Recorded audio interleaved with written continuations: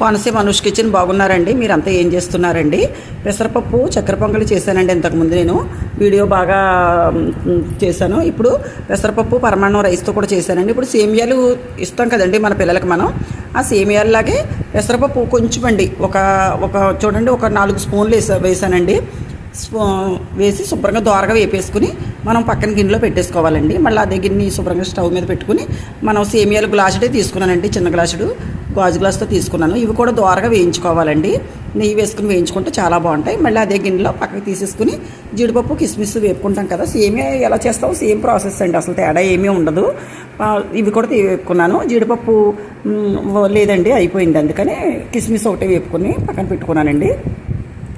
యాలక్కాయల పొడి మాత్రం కామనే కదా, పక్కన పెట్టుకున్నాను. డ్రై ఫ్రూట్స్ అన్నీ వేసుకుంటున్నారు కదా ఇప్పుడు అందరూ, అదంతా మా కామనే అనుకోండి. ఇదే గిన్నెలో అన్నీ తీసుకుని పక్కన పెట్టేసుకున్న తర్వాత పెసరపప్పులో వాటర్ వేసేసుకుని జస్ట్ ఒక 2 నిమిషాలు అలా పొంగితే చాలండి. పెసరపప్పు వెంటనే ఉడికిపోతుంది కదా, వేడి నీళ్ళతో ఎప్పుడైతే పక్కన నానబెట్టుకున్నామో వెంటనే ఉడికిపోతుంది.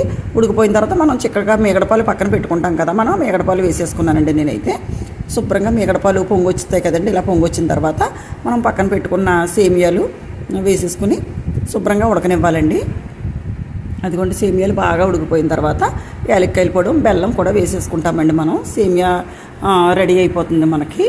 ఇప్పుడు ఏమిటంటే అండి, పూర్వం ఇంచక్క ఎవరైనా సరే అప్పట్లో ఏం కూర ఏమిటి అసలు ఏం అడిగేవారు కాదండి పిల్లలు.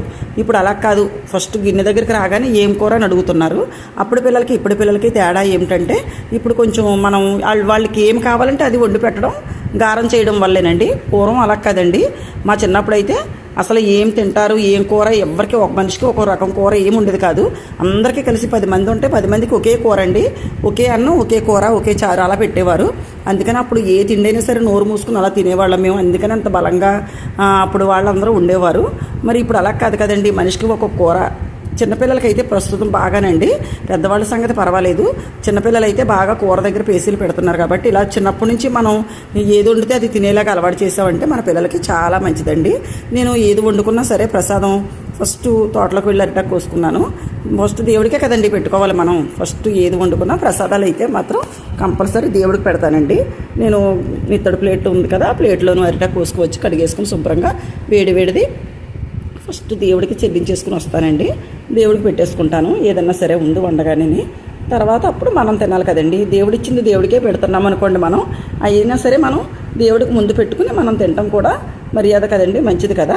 ఇలాగ చిన్నపిల్లలకి అప్పుడప్పుడు మీరు ఇలాగ స్నాక్స్ లాగా ఇచ్చక పెసరపప్పు, సగ్గుబియ్యం, పెసరపప్పు, సేమియా, ఇలా పెసరపప్పు ఐటమ్స్ వేసి పెడితే బాగుంటుంది. పెసరపప్పు ఎందుకన్నానంటే టేస్ట్ అయితే చాలా బాగుంటుందండి. పెసరపప్పు దేంట్లోకైనా